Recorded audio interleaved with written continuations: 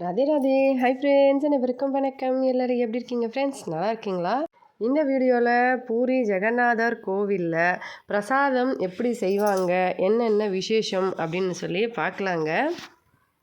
ஒடிஷாவில் இருக்கிற பூரி ஜெகநாதர் கோவிலில் நிறைய மிஸ்டரியான விஷயங்கள் இருக்குது. பூரி ஜெகநாதர் உருவான கதையை நான் ஆல்ரெடி ஒரு வீடியோவை அப்லோட் பண்ணியிருக்கேன். பார்க்கலன்னா மறக்காமல் செக் பண்ணி பாருங்கள். கோவிலின் பிரசாத கதையை இப்போ இந்த வீடியோவில் நம்ம பார்க்கலாங்க. புது புது மண் பாத்திரத்தில் தான் செய்வாங்க. மண் பாத்திரத்தில் செய்கிறது மட்டுமே இல்லாமல் ஒரு பாத்திரம் மேலே அதுக்கு மேலேன்னு சொல்லி 7 விதமான பாத்திரம் சைஸுக்கு ஏற்ற மாதிரி வைப்பாங்க. முதல்ல கீழே பெருசு, அதுக்கு மேலே கொஞ்சம் சின்னது அந்த மாதிரி 7 வைப்பாங்க. ஆனால் ஆச்சரியமான விஷயம் என்னன்னு பார்த்தோம்னா, ஃபஸ்ட்டு மேலே கடைசியாக 7ஆவதாக இருக்கிற அந்த பாத்திரத்தில் என்ன சமைக்க வச்சுருக்காங்களோ அது தாங்க ரெடி ஆகும். அதுக்கடுத்து அதுக்கு கீழே, அதாவது 6ஆவது நம்பர், அதுக்கப்புறம் 5ஆவது, 4ஆவது, 3ஆவது, 2ஆவது, 1ஆவதுன்னு சொல்லி தான் மேலே இருந்து தான் ஒன்றா ரெடி ஆகிட்டே வரும். அப்போ மேலே இருக்கிறத ஃபஸ்ட்டு இறக்கி வச்சு அதுக்கு மேலே ஒன்றா இறக்கி வச்சுக்கிட்டே வருவாங்க. இந்த மாதிரி வித்தியாசமாக சாதமும் சரி, அங்கே செய்கிற எல்லா விதமான பொருட்களும் சரி, இப்படி தான் சமைப்பாங்க. எல்லாமே இப்படி தான் ரெடி ஆகும். இந்தியாவில் அக்னி மூலையில் இருக்கிறது தான் ஒடிஷாவில் அக்னி மூலையில் இருக்கிறது பூரியில் அக்னி மூலையில் இருக்கிறது கோயில் தான் நம்ம ஜெகநாத கோயில். ஜெகநாத் கோயிலில் அக்னி மூலையில் இருக்கிற இந்த சமையல் இடத்துல ரொம்ப பெருசான, உலகத்திலேயே ரொம்ப பெரிய கோயிலில் இருக்கிற கிச்சன்னு சொல்லலாம். இந்த இடத்துல செய்கிற 56 பிரசாதங்களில் முக்கியமாக பூண்டு, வெங்காயம், தக்காளி, உருளைக்கிழங்கு இந்த மாதிரி பொருட்கள் எல்லாம் சேர்க்க மாட்டாங்க. அதோட அதிகமாக நெய்யை வச்சோம், தேங்காயை அதிகமாக பயன்படுத்தியும், கீரை வகைகள் எவ்வளோ கீரை இருந்தாலும் மொத்தமாக 3 கீரை வகை மட்டும்தான் கோயிலுக்குள்ளே அனுமதி இருக்குது. இந்த மாதிரி ரொம்பவே வித்தியாசமாக சமையலும் பண்ணுவாங்க. அதை விட அதிகமான ரொம்ப முக்கியம், ஒரு வேளை சாப்பாட்டில் ஏதாவது தப்பு இருக்குது, ஏதாவது ஒரு சின்ன தவறு நடந்துருச்சு அப்படின்னா கோயில் பக்கத்தில், அதாவது அந்த சமையல் கூடத்து பக்கத்தில் எங்கேயாவது நாயோட அந்த நிழல் தெரியுமா. நாயோட நிழல் தெரிஞ்ச உடனே கோயில் சாப்பாடில் ஏதோ தப்பு இருக்குதுன்னு சொல்லி தெரிஞ்சுட்டு அங்கே பக்கத்தில் ஒரு பள்ளம் மாதிரி தோண்டி அங்கே செஞ்ச சாப்பாடு எல்லாத்தையுமே தோண்டி புதைச்சிருவாங்க. இந்த மாதிரி செய்வாங்க. ஏன்னா சாப்பாடு விஷயத்தில் ஏதாவது சின்ன தப்புகள் இருக்கும் அப்படின்னு இந்த மாதிரி செய்வாங்க. காலையில் இருந்து நைட்டு வரைக்கும் மொத்தமாக 6 தடவை பூஜை பண்ணுவாங்க. ஒரு டைம்லேயும் எந்தெந்த பிரசாதம் வச்சு பண்ணுவாங்களோ அதுக்கேற்ற மாதிரி பிரசாதங்கள் ரெடி ஆகிட்டே இருக்கும். கோயிலுக்கு தேவைப்படுற எல்லா தண்ணியுமே கோயிலுக்குள்ளேயே இருக்கிற கங்கா ஜமுனா கிணறுன்னு சொல்லி ஒரு கிணறு இருக்கும். அதிலிருந்து மண்சட்டியில் தண்ணி எடுத்து அதே மண்சட்டியை வச்சு அடுப்பில் சமைப்பாங்க.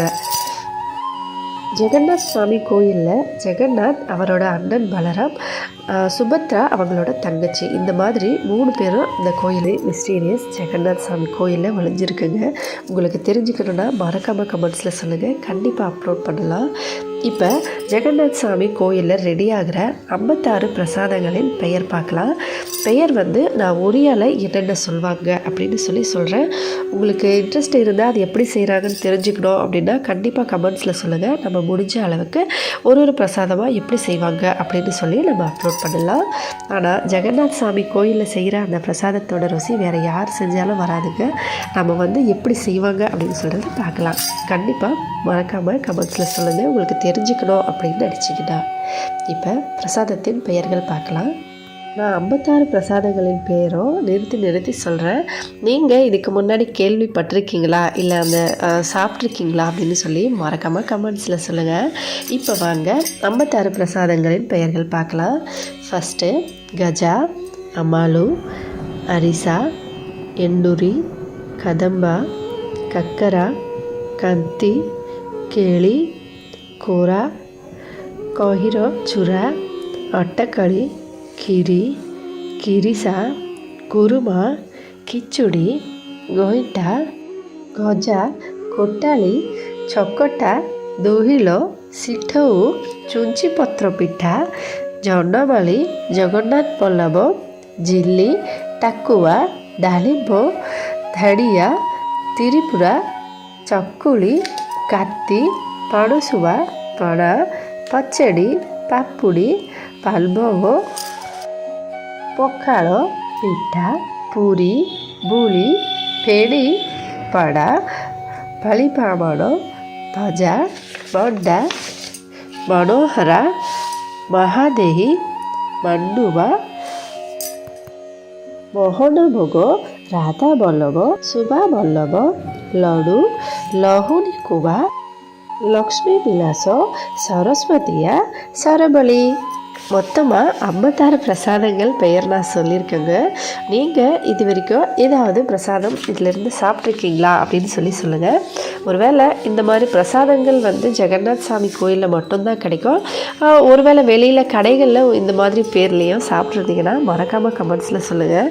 ஜெகநாத் சாமி கோயிலில் இந்த பிரசாதங்கள் எல்லாமே தினமும் கிடைக்கும். என்றைக்கு நீங்கள் ஜெகநாத் சாமி கோயிலுக்கு வந்திருக்கீங்களா, இல்லை உங்களுக்கு பிடிச்ச விஷயம் ஏதாவது இருந்தாலும் மறக்காமல் கமெண்ட்ஸில் சொல்லுங்கள். கோயிலில் சாப்பாடு செய்கிற இடத்துல நம்ம போய் வந்து நம்மளோட கை வந்து வச்சு எடுத்துகிட்டு வந்தோம்னா அதுக்கப்புறம் நம்ம என்ன சமைச்சாலுமே அவ்வளோ சூப்பராக இருக்கும், நல்ல வந்து ருசி வரும் அப்படின்னு சொல்லுவாங்க. ஆனால் முதல்லலாம் வந்து அலோவ் பண்ணியிருந்தாங்க கோயிலோட சமையல் அறைக்கு. இப்போல்லாம் மக்கள் அலோவ் பண்ணுறதில்ல ஒரு சில காரணங்கள்னால. ஃபஸ்ட்லாம் வந்து அந்த காலத்தில் எங்கள் ஹஸ்பண்ட் வந்து சொல்லியிருந்தாங்க. ஹஸ்பண்ட்க்கு வந்து அப்பாவோட அவங்க காலத்தில் வந்து கூட்டிகிட்டு போகும்போது கோயிலுக்கெல்லாம் இந்த மாதிரி சமையல் செய்கிற இடத்துல கோயிலுக்கு வந்து அந்த நம்ம சமையல் ரூமில் சின்ன சின்னதாக நம்ம பழைய காலத்து வீடு இருக்கு இல்லையா, அந்த மாதிரி வீடு தான் இருக்கும். அதில் வந்து இந்த புகையெல்லாம் போகிறதுக்கு சந்து இருக்கும் இல்லைங்களா, அந்த இடத்துல வந்து கை வச்சுட்டு அதுக்கப்புறம் சாமி கும்பிட்டுட்டு வருவாங்க. உள்ளே போகிறதுக்கு அலோவ் பண்ணாலுமே உள்ளேருந்து இந்த இடத்துல தொட்டு நம்ம கும்பிட்டுட்டு வந்தாலுமே நம்ம சமைக்கிற சமையல் ரொம்ப ருசியாக இருக்கும் அப்படின்னு சொல்லுவாங்க. ஆனால் இப்போல்லாம் அலோவ் பண்ணுறதில்ல. ஒரு சில இடத்துல சுற்றி பார்க்குறதுக்கு மட்டுமே கொஞ்சம் சார்ஜஸ் பண்ணி சுற்றி பார்க்க வைக்கிறாங்க. அந்த டைம் மாதிரி இப்போ இல்லை, இப்போ கொஞ்சம் மாறி இருக்காங்க ரொம்பவே. மற்றபடி கோயிலுக்கு எப்போ வந்தாலும் இந்த 56 பிரசாதங்கள் கண்டிப்பாக கிடைக்குங்க. நீங்களும் ஜெகநாத் சாமி கோயில் தரிசனம் பண்ணணும்னு நினச்சிங்கன்னா ஒரு தடவை வந்து பாருங்கள். அதோட எல்லா இடத்துலையுமே ஜாதின்ற சொல்லி எல்லா இடத்துலையுமே அதிகமான எவ்வளோ தான் என்ன பார்த்தாலுமே இருக்கும். ஆனால் ஜெகநாத் சாமி கோயிலில் ஜாதி மதம்னு எதுவும் பார்க்க மாட்டாங்க. எல்லாருமே கோயிலுக்கு வரலாம், எல்லோரும் ஒன்றா உட்காந்து சாப்பிட்லாம். அந்த விஷயத்தில் கண்டிப்பாக ஜாதி பார்க்க மாட்டாங்க. மற்ற சில டைமில் வெளியில் ஜாதி பார்த்தாலுமே கோயிலில் சாப்பிடும்போது கண்டிப்பாக பார்க்க மாட்டாங்க. ஏன்னா இந்த பிரசாதத்துக்கு லக்ஷ்மி அம்மா வந்து ஒரு சத்தியம் வாங்கிட்டாங்க விஷ்ணு சாமிக்கிட்ட, அதாவது ஜெகநாத் சாமிக்கிட்ட. அதுக்கப்புறமா இருந்து தான் ஜாதியெல்லாம் பார்க்கக்கூடாது அப்படின்னு சொல்லுவாங்க. இந்த மிஸ்ட்ரியும் இன்னொரு கதையாக இருக்குது. உங்களுக்கு தெரிஞ்சு மறக்காமல் கமெண்ட்டில் சொல்லுங்கள். வீடியோ பிடிச்சிருந்தா லைக் பண்ணுங்கள், ஷேர் பண்ணுங்கள், நம்ம சேனலை சப்ஸ்கிரைப் பண்ணுங்கள். இந்த மாதிரி மிஸ்ட்ரியான வீடியோஸ்லாம் பார்க்குறதுக்கு நம்ம சேனலை சப்ஸ்கிரைப் பண்ணி சப்போர்ட் பண்ணுங்கள். நான் சென்னையிலேருந்து கல்யாணம் பண்ணி ஒரிஷாவில் வந்திருக்கேன்.